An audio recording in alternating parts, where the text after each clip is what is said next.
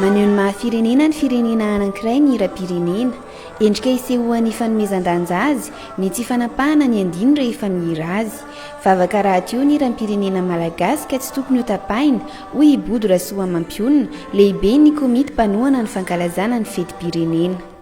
Ny sainam-pirenena sy ny hira-pirenena dia tsy afa-misaraka ireo arak'ilay teniko tamin'ny voalohany foana hoe tsy firenena mahaleo tena firenena ray raha tsy mahafeno an'ilay fepetra.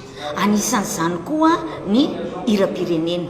Dia ny lohatenin'ny hira-pirenentsika moa dia hoe Ry Tanindrazanaimalala ao. Eto zany dia efa mariako sady fa vavaka izy io.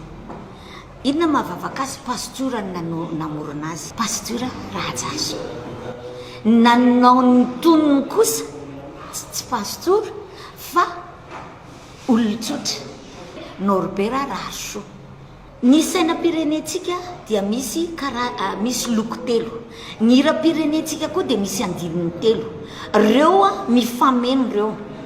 Ny andininy voalohany amin'ny hira-pirenentsika dia mifandray amin'ny loko fotsy ny sainam-pirenena. Ny andininy faharoa dia mifandray amin'ny le loko menamena ny saina, ary ny loko maitsomaitso dia mifandray amin'ilay andininy fahatelo.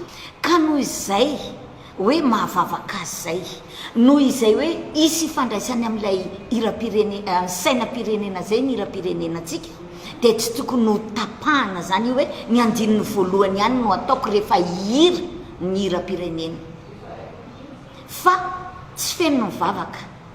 Mitovy amin'ireo ndao asorina ary ny loko ray amin'ny sainam-pirenena.